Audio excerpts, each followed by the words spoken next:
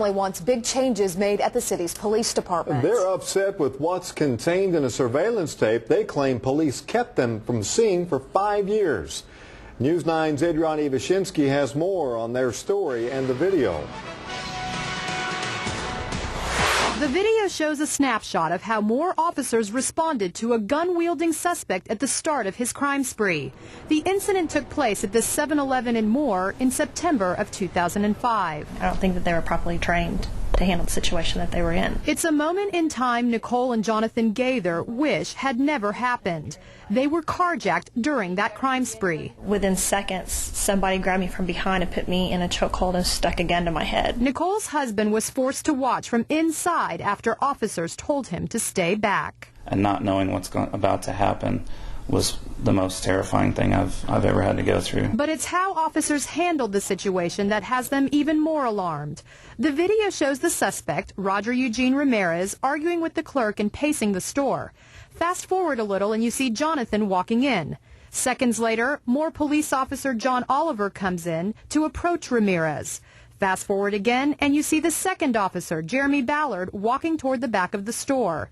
The video then shows the suspect hopping on the counter, trying to get away, but the officers catch him. As soon as they did that, the suspect yelled out, "I have a gun, I have a gun."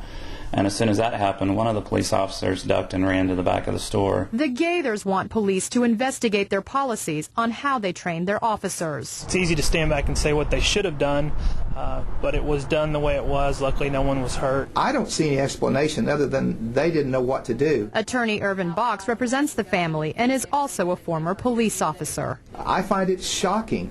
And they can give explanations. I don't think there's an explanation other than they didn't do what they're supposed to do. Nicole says she's not only disappointed with how police handled the incident, but how they handled everything after the fact. We were fortunate. None of us died in it, but they didn't. As far as talking with us or dealing with us, it was very unprofessional. Now, Moore police tell us that they have since wanted to call the family and talk with them personally. They also tell us they couldn't release that video because it was part of their investigation and a long, drawn-out court case that just recently settled. The Gaithers think they kept it under wraps for other reasons, as they said. As for how the Gaithers got that video, the Cleveland County District Attorney's Office actually handed that video over to them.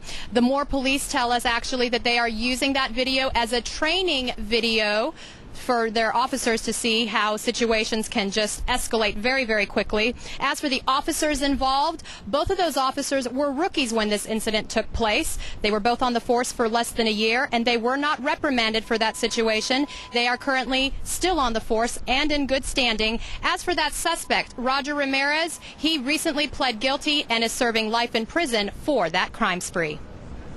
All right, Adriana, the Gaithers have not yet filed a lawsuit, but are considering it if the statute of limitations has not run out.